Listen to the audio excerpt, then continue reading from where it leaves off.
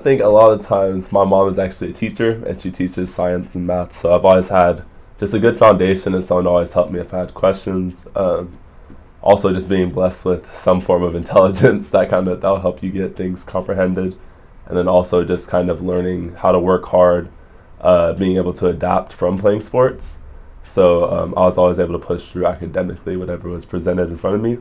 Athletically, how I kind of persevered through basketball was through my situation. I was placed into a role during my junior year of high school where I was behind who is at the time was the NBA prospect who now does play in the NBA and is very successful, Evan Mobley.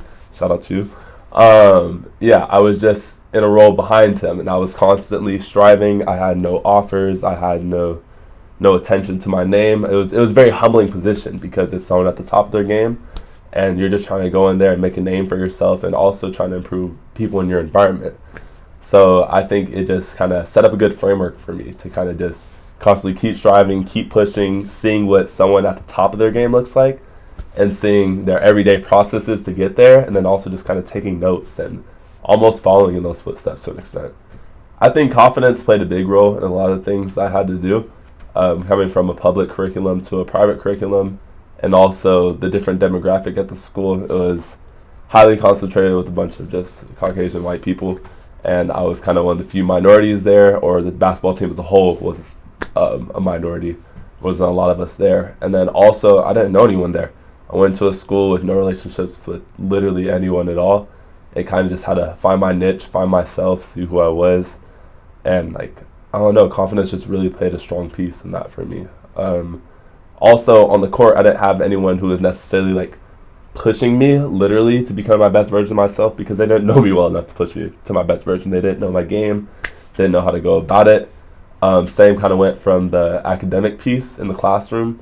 Knowing those teachers had any background with me from a transcript basis or anything. It was literally just always knowing the importance of family and them always having my back, and then also myself just knowing as long as I have myself, as long as I know myself, I'll get to where I want to be because I'm setting the correct goals for myself. Truly a plethora of different struggles and difficulties trying to come into Lewis and Clark. I originally come from a really conservative background. Temecula being one of the most conservative cities in the country, believe it or not, until Portland, which is one of the most liberal places that I've ever visited. And I feel like it was actually really good for me, really balancing for me, definitely figuring out people skills, being able to convey my own ideas, and then also accept new ideologies from people around me. And then from a grade standpoint, just kind of still persevering, just getting through my classes. I was remote my first year, so there was a disconnect, which also just adds to that perseverance piece, just trying to get what you got to get done by all means. I think a lot of my struggles with my academics, specifically that I never had, is how much I had to apply myself because it came a little bit easier to me, so I didn't have to set aside a specific amount of time, or I didn't have to. A big thing for me is ask for help from others. I really struggle to do that at times.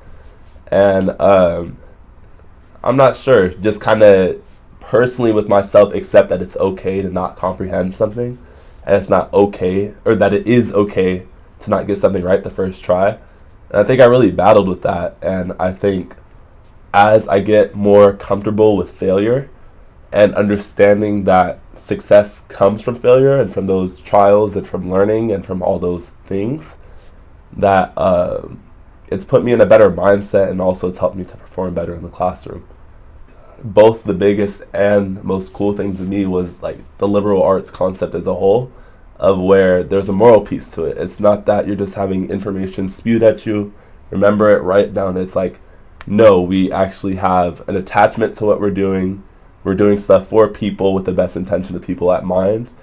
And it's quite difficult to learn about a subject from a curriculum standpoint on top of having some sort of moral compass about those around you. I think it's very important. I think that's one of the most difficult, but also one of the most rewarding things that Lewis and Clark has taught me as a student here. And I actually really appreciate it. For the injury, I spent 2 months on the couch, not able to walk after my surgery.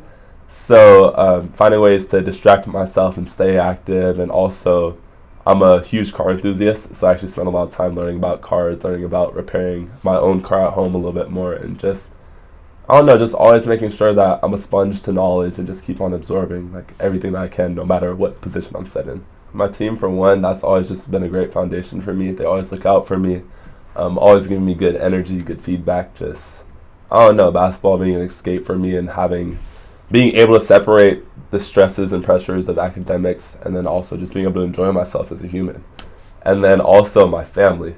My family always has my back. Shout out to my dad and my mom and sisters and brothers. I mean, I just have the strongest like support community behind me, and I don't know, they just kind of remind me that everything's going to be okay in the end, and even through the struggles that there's bigger goals I'm pushing towards, so just like keep on going hard and keep on just pushing through.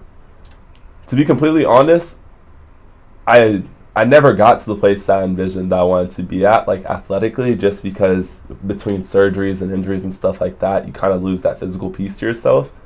But the beautiful thing about it is that I developed a lot of IQ that I didn't necessarily have, or that I would have necessarily learned without having those injuries. So I became a more well-rounded player.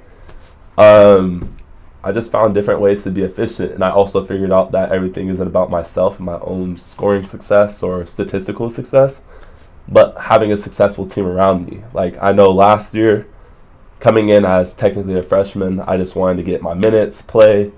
As long as I had a decent stat line at the end of the game and no one got hurt, I was like, okay, cool, that's a win. But now being in a position to where we're winning, and even as I am getting injured, I'm like, okay, since I'm injured, what can I do to push someone else to be a better player? Or how can I build up my teammates around me so that's just a stronger community? I think it's just built me into a better, more compassionate person. I mean, and also just learn a lot more about myself. And honestly, the more that I know about myself, the more I can critique, make myself into a better person, and more importantly, help those around me.